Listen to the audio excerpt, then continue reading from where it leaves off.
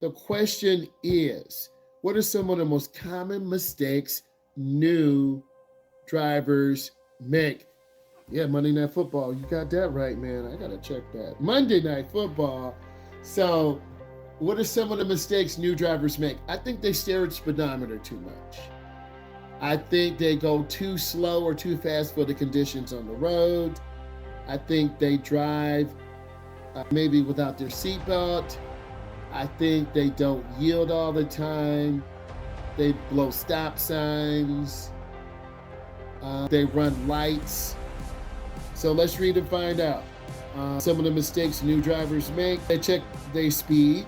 They're not checking their blind spots. They're overconfident. Thank you for the thumbs up. I appreciate you. They're overconfident. A lot of beginning drivers are overconfident. And when you're overconfident, you're going to end up speeding, crashing, taking a lot of unnecessary risks. And you don't want to do that when you're a new driver because you could end up hurting someone or killing yourself. We have 4 more. How do I handle driving at night? I love it. How do you handle driving at night?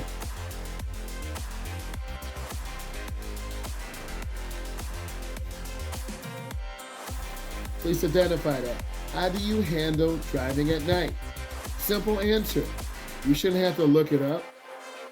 How do you handle driving at night?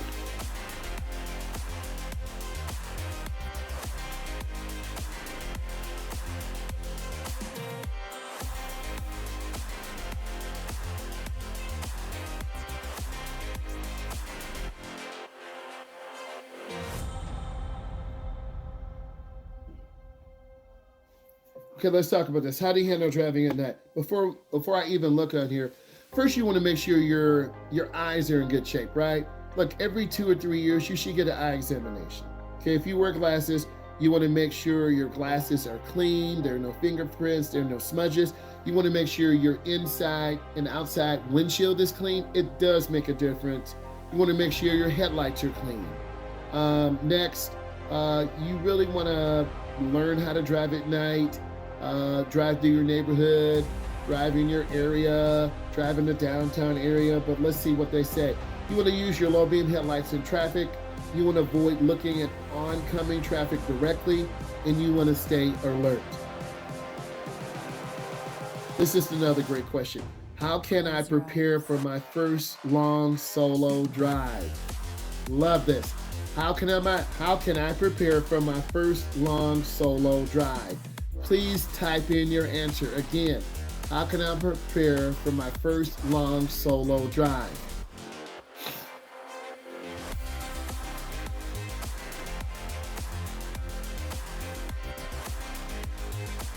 These are such pure questions because they prepare you for driving.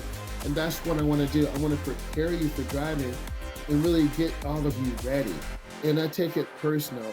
If I take the time to go live and really you take the time to listen, I want to give you good value. And I want to make sure you're prepared. And by you guys putting in questions and comments, this tells me you're really engaging. So let's talk about this. How can I prepare for my first long solo drive? Number one, I want to make sure I'm rested, right? If I got to drive like to Kansas, to Kentucky, to Texas, over 21 hours away, well, I'm going to plan my route. You guys don't read maps, so you can forget that. You don't read maps. You're going to use your phone. But first, you got to have your phone charger, because if you use your phone for your GPS, it's going to be drained in about 2 hours, and then you're going to be lost.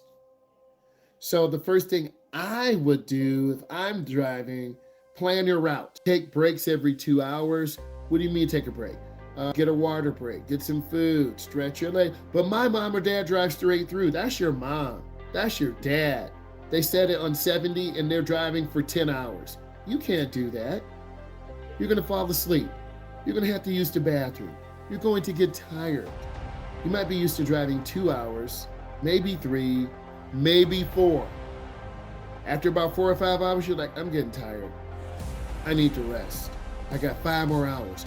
I'm going to try to push it. That's when you fall asleep. That's when you drive really fast.